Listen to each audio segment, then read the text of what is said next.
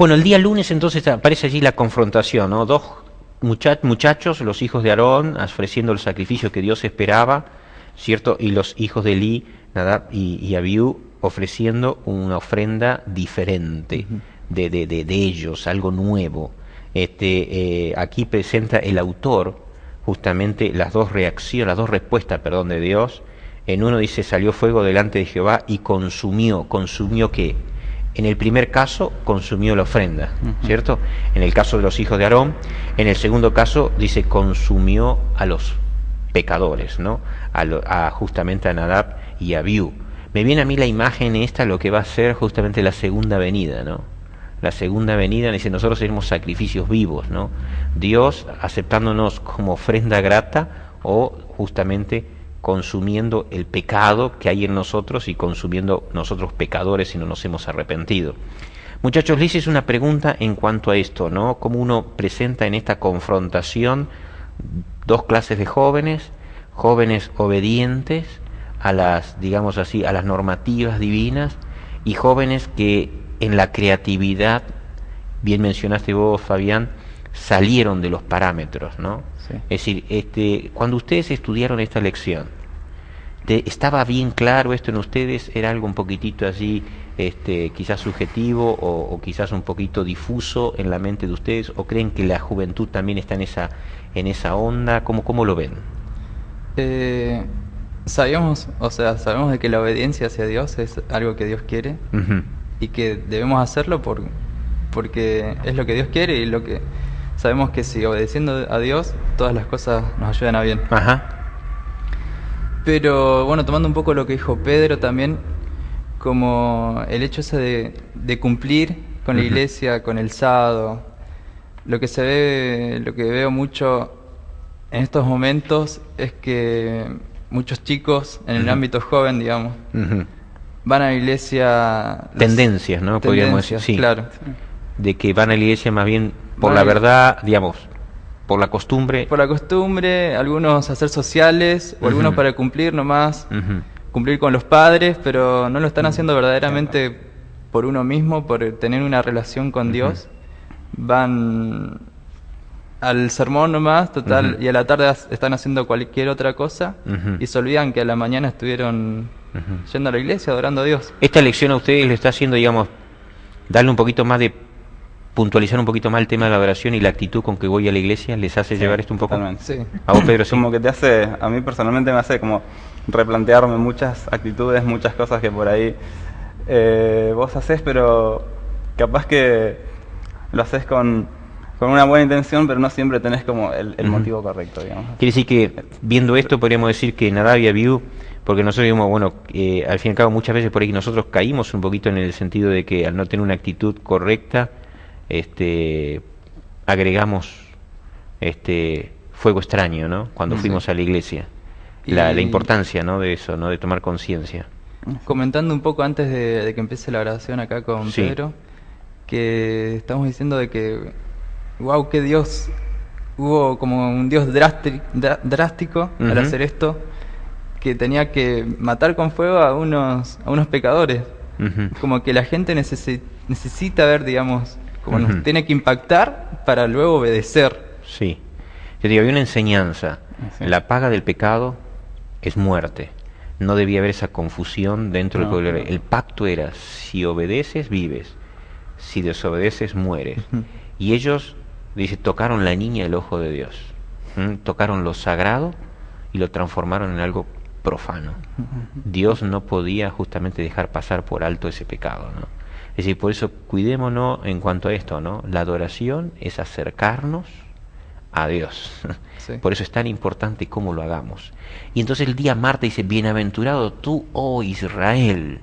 Y si imagínate la escena, el fiel siervo Moisés, reprendido por Dios por su manifestación de ira, está delante de la nación. Aparece allí, ¿cierto? Cuando Moisés toca, ¿cierto? Un poco allí enojado, molesto, de una manera, digamos así, liviana, superficial, quizás estimulado, estimulado por el acontecimiento y no tenía una correcta actitud, ¿cierto?, hacia Dios, sino allí, ¿cierto?, en una reacción de hombre, ¿no? La humanidad sale en esa adoración a Dios. Y entonces la consecuencia, un Dios que lo reprende. Parece duro, ¿no? Porque la consecuencia fue que Moisés no entró a la tierra de Canaán por ese pecado. Por ese pecado.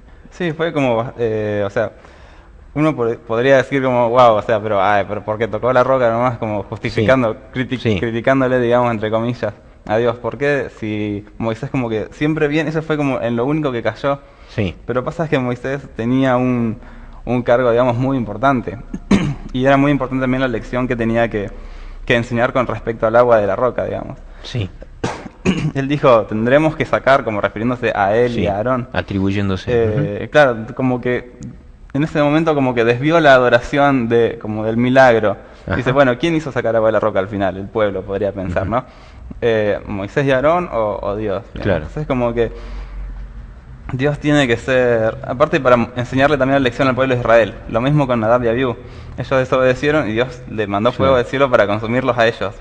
Como que el pueblo necesitaba que Dios sea totalmente claro y no dejar lugar a dudas ni dejar puntos grises, ¿no? Como dice la introducción, ¿no? de la lección, allí justamente el día sábado de tarde, dice, nuestro deseo de ser relevante es fácil cambiar el foco, ¿no? Sí, cierto. Moisés, sin darse cuenta, cambió el foco, porque digamos así, su humanidad impidió justamente que el foco sea Dios. Qué bárbaro. Yo lo que voy me quedo en esto, cuando nosotros en la adoración permitimos que nuestra humanidad juegue un toque relevante, sea un toque relevante, entonces estamos allí cayendo en pecado, ¿no? Es decir, la humanidad nuestra debe ir a la humillación para que justamente se realce la figura de Cristo.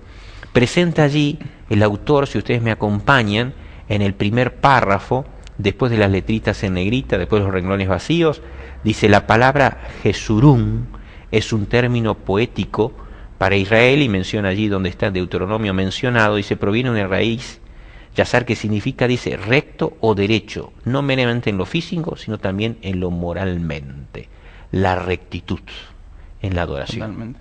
Es decir, sed santos porque yo soy santos. Yo en esta lección lo que más resalto es esto. Digo, decir, en la adoración estamos acercándonos al santo de los santos, al rey de los santos. Es un tremendo privilegio y un tremendo cometido, ¿no? Sí, creo una que responsabilidad también. Nos lleva a repensar, tomarnos una radiografía como Dios nos ve y decir un sentido de darle importancia y la gravedad que tiene el hecho de que nosotros no estemos en sintonía con lo que Dios espera de nosotros. Podemos ver, bueno, el ejemplo acá de Moisés, como que hizo todas las cosas bien, llegó al final, en el momento decisivo, se mandó una macana, hablando de nuestro idioma. Sí, desobedeció a Dios y sufrió una consecuencia. Perdió el foco de lo que de la adoración, de lo que debería haber sido, y podemos ver la consecuencia. Lo mismo nos pasa a nosotros, perdemos el foco de la adoración y vamos a sufrir la consecuencia. Es decir, se dejó llevar por sus emociones, se dejó llevar, ¿cierto?, por su hombre carnal, y entonces allí justamente se desenfocó la adoración. Acá como que podemos ver otro también de los objetivos de la adoración, que es el tema de mantener siempre a Dios ahí presente, y para mantener, digamos, para mantener el foco. Por ejemplo, a mí me gusta una frase de la hermana White, que ella dice, es imposible, no tenemos por qué temer al futuro, a menos que olvidemos todo lo que Dios hizo por nosotros en el pasado, ¿no? Sí. Yo creo que la adoración cumple un rol fundamental, el estar como recordándonos siempre, más que nada en la parte de adoración, en la parte de gratitud, recordándonos siempre qué es lo que hizo Dios por nosotros, en qué es lo que nos ayudó, en qué nos hizo bien, como para tenerlo ahí siempre presente, digamos. Amén, siempre acordarte de esto para encarar proyectos nuevos, digamos. Qué lindo. Está bueno. Bueno, ahí estamos. Que el centro justamente sea, ¿cierto?, el paso inicial sea el morir al yo, para que en esa adoración entremos allí con ese sacrificio, reconociendo el sacrificio de Cristo, para entonces ser aceptos en el amado. Que Dios nos bendiga en esto.